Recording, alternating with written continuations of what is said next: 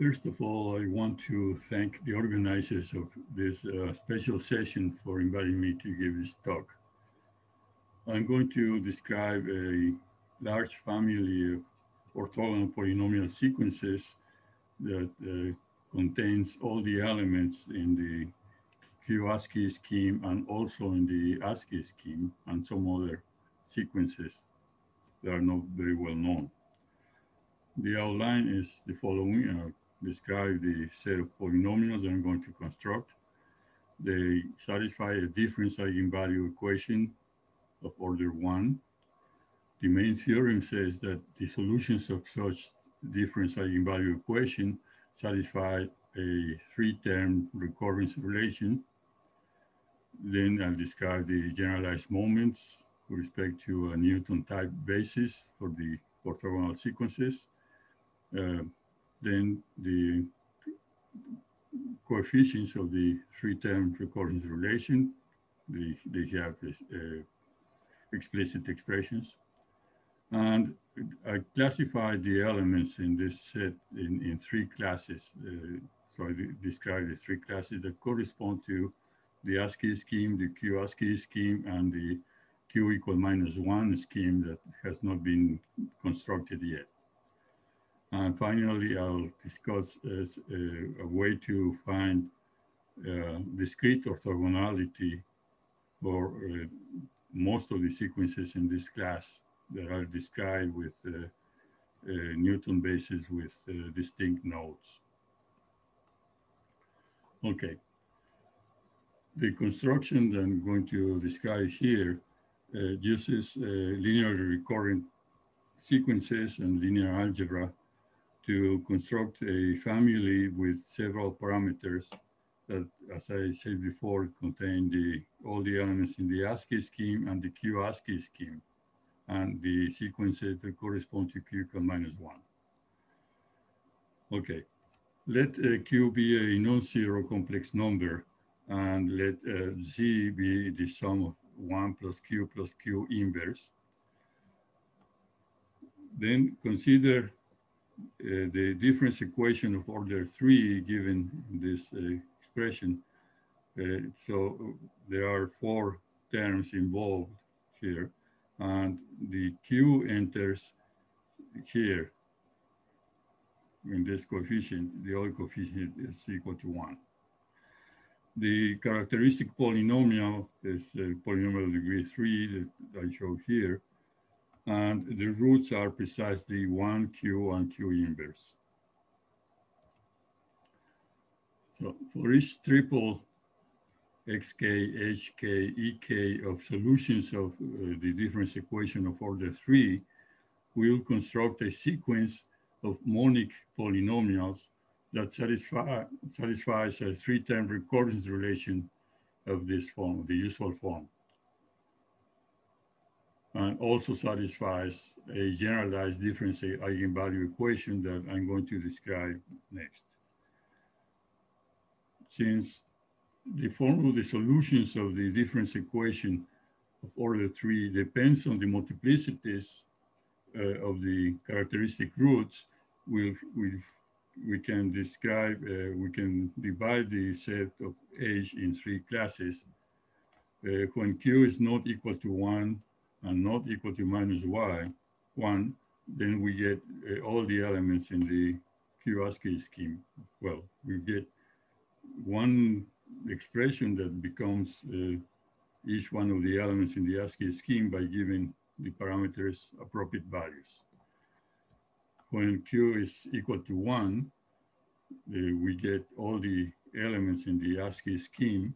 And for q equal -1, we get a family of orthogonal polynomials that contains some of the sequences that were studied recently by Binet and Zdanov.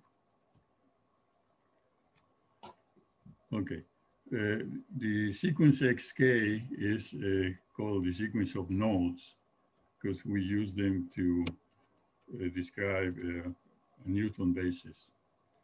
The sequence hk plays the role of eigenvalues, and the other sequence ek enters in the definition of a generalized difference operator gamma that generalizes the usual difference equation or Q difference equation using a different basis. The nodes xk are used to define the Newton basis phi sub k of t on the space of polynomials.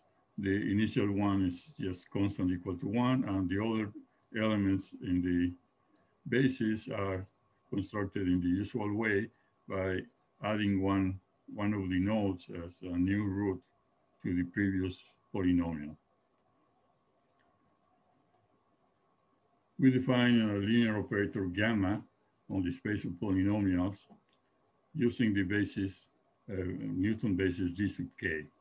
So gamma of B sub k is some constant gk times bk plus 1. So this will be just a large family of operators. But we want the constants to go to 0. And if we take gk constructed in this form, then we'll get the main condition to have the three-term recurrence relationship after we solve the linear difference eigenvalue equation. So in this equation, the sequence EK just adds some more freedom in the choice of parameters. The sequence HK is used to define another operator. It's just a diagonal operator that multiplies each element in the basis, V sub k, by the corresponding number H sub k. The difference eigenvalue equation is the following. If UN is a sequence of polynomials, harmonic polynomials, then we define the operator, the equation by applying the operators gamma and phi to U sub n. So the sum of those operators applied to UN should be the Hn times UN. So Hn plays the role of the eigenvalue. And the Hn also appears in the definition of phi, but with respect to the basis. This equation is very easy to solve. We just write the unknown sequence in terms of the Newton basis. So we can write U sub n as a linear combination of the basis elements. Since we are taking monic sequences, then the CNN is equal to 1, and the other elements are forming a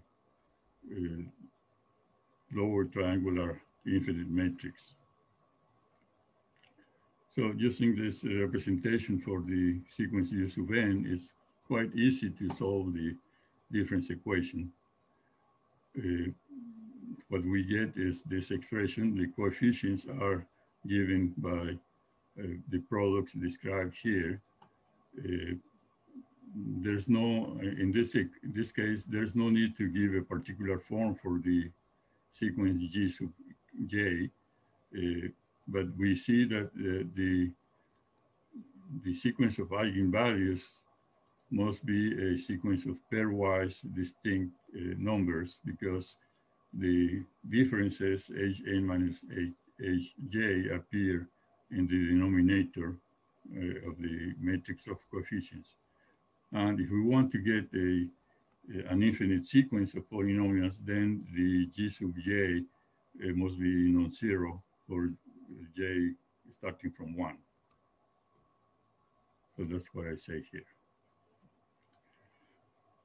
Of course, if one of the gk becomes 0, then all the coefficients from there will be 0, and we get only a finite sequence of polynomials. The main theorem is this.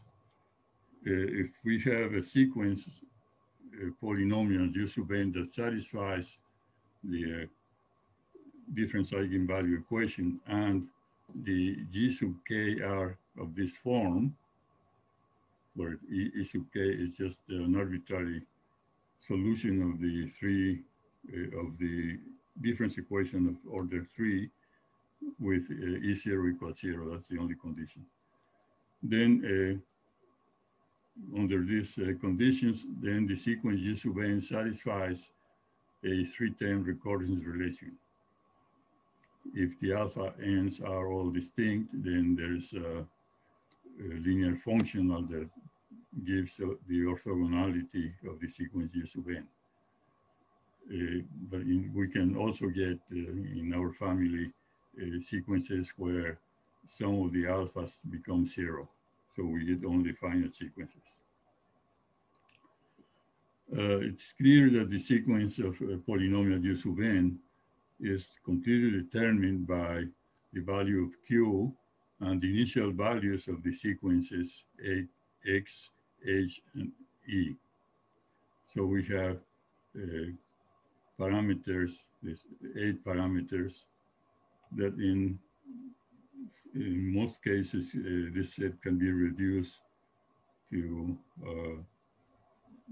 4 parameters using symmetries and duality and translations.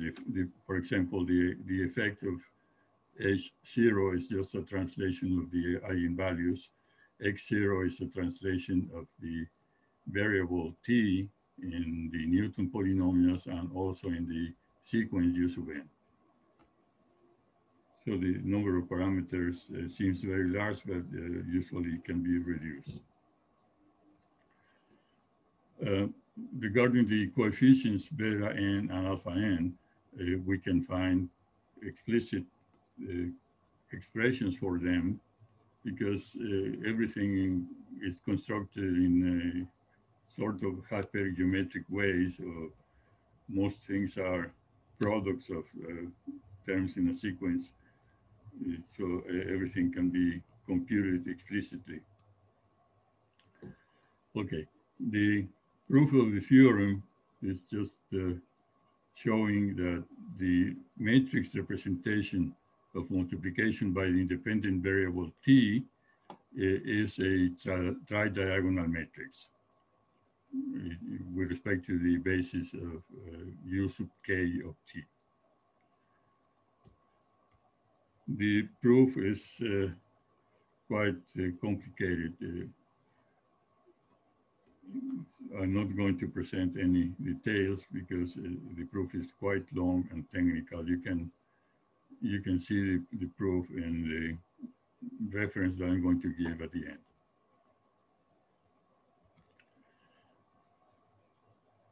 Okay, so what we have is just a general orthogonal polynomial sequence with a lot of parameters. And from this sequence, we can give values to the parameters. And in that way, we can get any element in the families, in the q-Askey scheme and the Askey scheme without taking any limits. The only exception are the Hermite and Q-Hermite polynomials. They require taking a simple limit. So what this means in some ways that they are on the boundary of the class H. And this happens also because the polynomials, the Hermite polynomials are defined in terms of even powers and odd powers according to the parity of the index. For the case q equal -1, the scheme has not been constructed yet, but it is possible to classify the elements.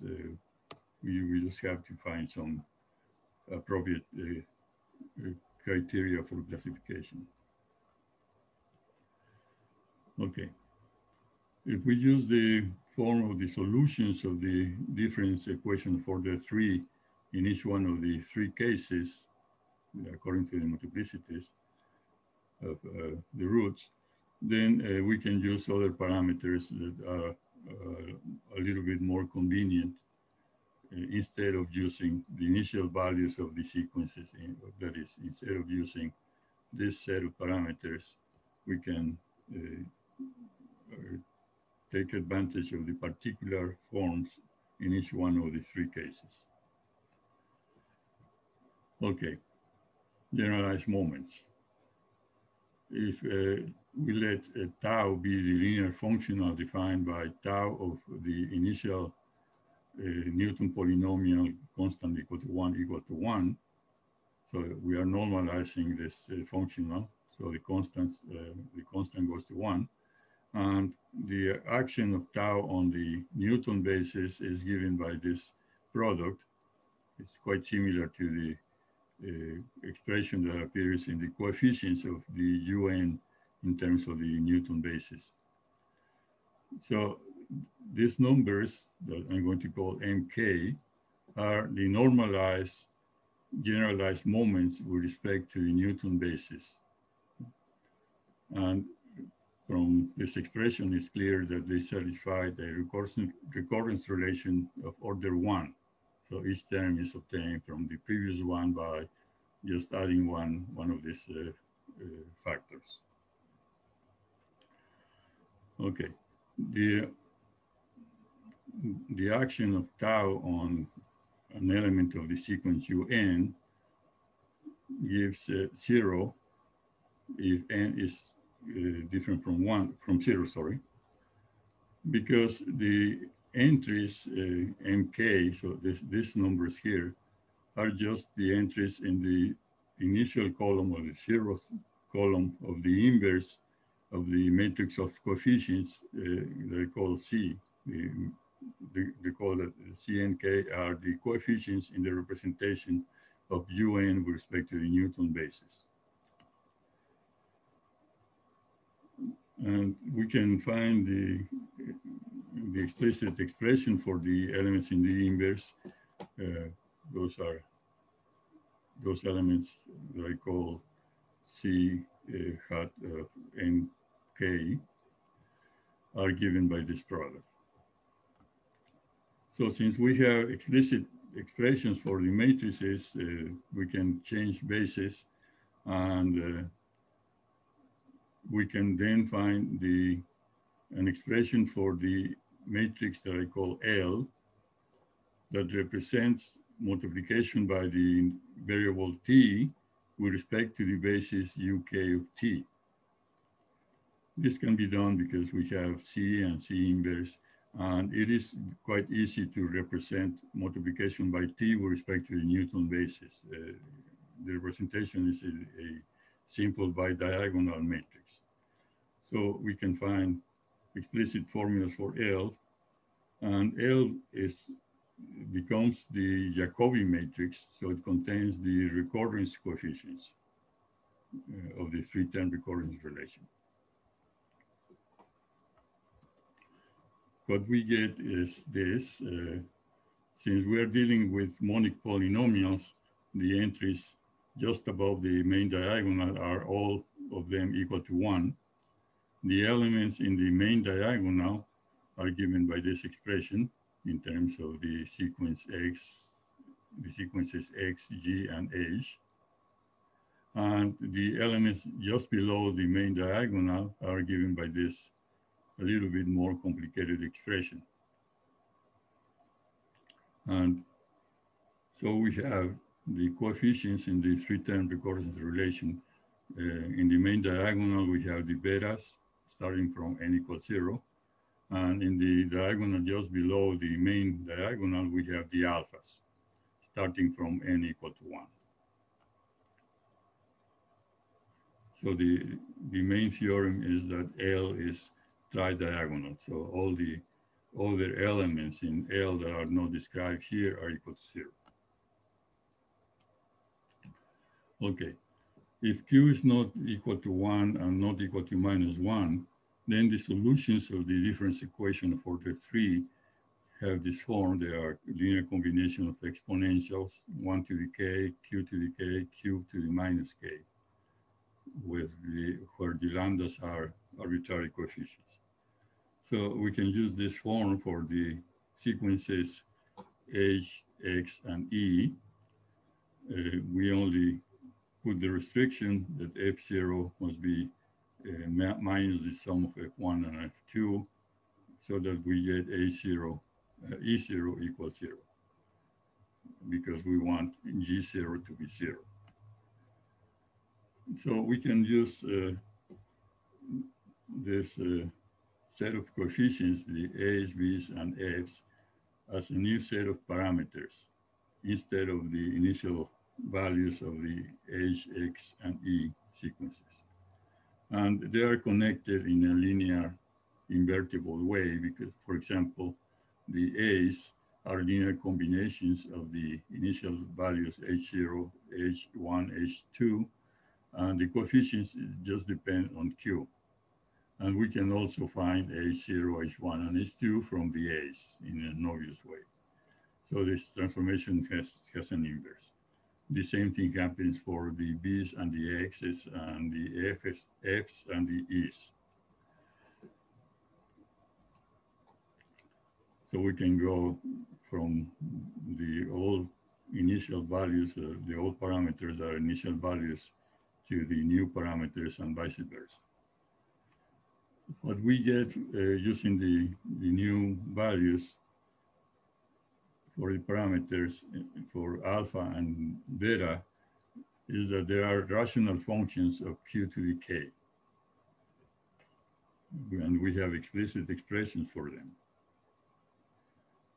The form of these two sequences of rational functions can be used to classify the elements in the set H.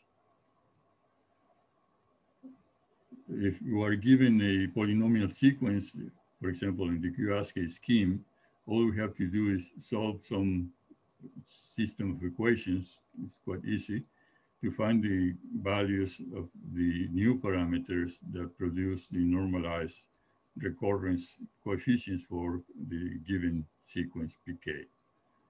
And we have checked that it works for all the elements in the q-Askey scheme, and the same thing happens in the other cases for the Ascii scheme and the q minus 1 case. And an interesting thing is that in some cases we have several solutions for these parameters a sub j, b sub j, f sub j. For example, for the Ascii-Wilson polynomials that have parameters a, b, c, and d, we get values for the new parameters a1, b0, b1, b2, f1, and f2, given here, where a2 is an arbitrary non-zero number. Note that a0 does not appear here. And because of the symmetries of the parameters in the Ascii-Wilson polynomials, we can interchange the parameter a with either of b, c, and d in the formulas that we have here, and we get other representations for the Ascii-Wilson polynomials using our parameters. That's because of the symmetry in the description of the Ascii-Wilson with a, b, c, and d. And the reference for the normalized recurrence relations for the elements in the q-Askey scheme and the Ascii scheme is this well-known book.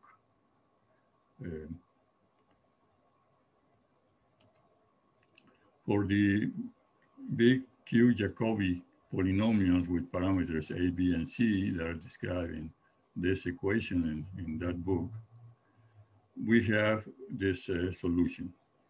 A1 is given in terms of the parameters Q and A2 that is in this case arbitrary. And we have B0, B1, and B2 given in this form. So it is a linear, the sequence xk is a linear combination with just the sum of q to the k and q to the minus k. For the q-Maxner polynomials with parameters b and c, we have this solution.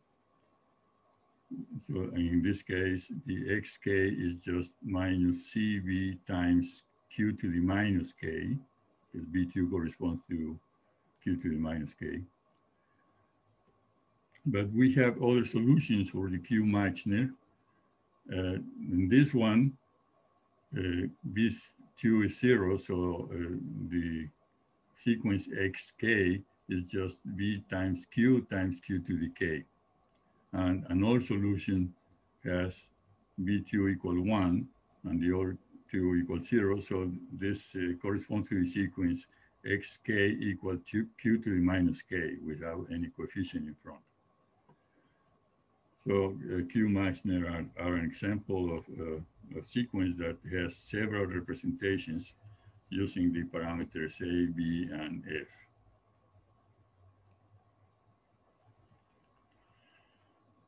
If q is equal to 1, then the solutions are given in this form. They are just polynomials in k of degree 2 that we can write in this form.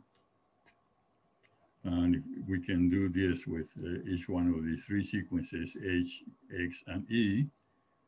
In this case, f0 is 0 because we want e0 to be 0. And again, we can use the new coefficients as parameters instead of the initial terms of the sequences h, x, and e.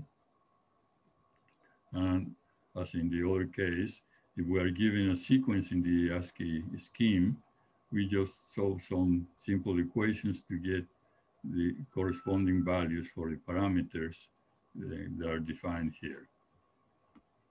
So we can get the normalized recurrence coefficients. For q equal minus 1, the solution of the difference equation for the three have this form. So it's lambda 0 times the constant 1, that is one of the roots. Lambda 1 times minus 1 to the k, that in minus 1 is a double root in this case. So we need to add this other term, k times minus 1 to the k. The lambdas are arbitrary coefficients. So in this case, we can use, again, parameters a0, a1, a2, v0, v1, v2, and so on. And it is convenient to add this factor 2 here, just to simplify a little bit the expressions. In this case, the terms in the three sequences with even and odd terms, indices, have different behavior, different formulas. And the same thing happens for the recurrence coefficients alpha k and beta k. The generalized difference operator in this case becomes, involves Kronecker products of infinite matrices and 2 by 2 matrices when we represent the equation with respect to the monomials, the operator in respect with the monomial basis. Sugimoto, Vineta, and Zdanov studied recently some elements of this class. They studied sequences related with hand and big and little q Jacobi polynomials. And of course, there are other cases that we can study, but we have not done any of this study yet. This scheme is not being studied. Professor Coldwinder presented schemes that are built with our parameters using a previous version of our paper. and related the new schemes with Zdanov's and Aszky schemes. I'll give the reference at the end. It was a talk in the joint mathematical meetings last January. Okay, now finally I want to describe discrete orthogonality. The result is that whenever we have a family in the class H that is described by a sequence HK, XK with distinct terms, so the Newton basis is not the monomial basis translated, then we have a discrete orthogonality relation. Okay, suppose that there's a sequence of weights that satisfies this equation. Rj un of xj equals 0. Since the un satisfies the three-term recurrence relation, by Havar's theorem, we get the discrete orthogonality relationship.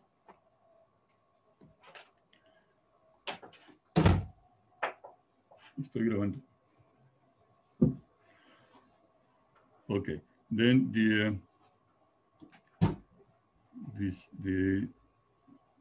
this expression can be written in this form using the representation of the un of xj with respect to the Newton basis. Therefore, this infinite sum is equal to 0 if this last sum here is precisely equal to the moments, the generalized moments with respect to the Newton basis. And what happens is that we can use this set of equations as an infinite system of linear equations and solve it for the weights. So the moments are known. We have explicit formulas. The matrix of coefficients here is the set of numbers vk evaluated at xj. And it turns out that that matrix is invertible.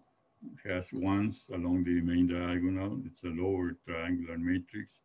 We can find an explicit expression for the terms in the entries in the inverse matrix.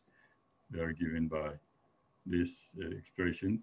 So the denominator is just a product of differences xk minus xj.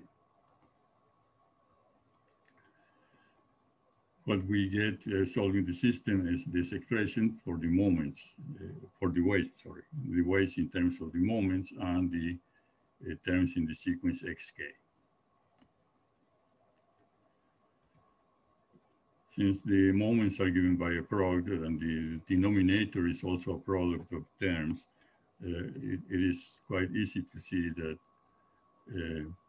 there is some sort of a hypergeometric construction behind this formula here. And what we get is, if we call fk of t, this is some adding t to the j, so it's just a generating function. Then the weights rk are the values of the functions fk of t at t equal to 1.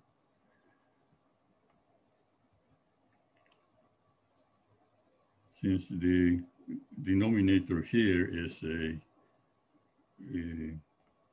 product, we can simplify some of the expressions. And if we look at the quotient of the coefficients of t to the n divided by the coefficients of t to the n minus 1 in the series fk of t, what we get is something very simple.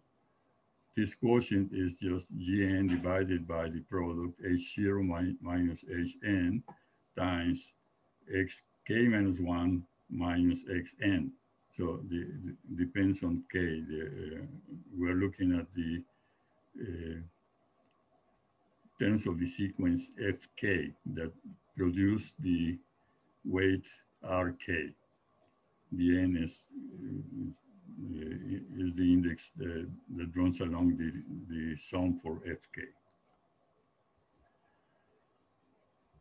If q is not equal to 1 or minus 1, this quotient is a rational function of q to the n with numerator and denominator of degree 3. In case q equals to 1, it is a rational function of n, again with numerator and denominator of degree 3. And when q is equal to minus 1, I don't know, I have not computed this expression in the case q equals minus 1. In the first case, what we get is a truncated 3phi2 q hypergeometric function.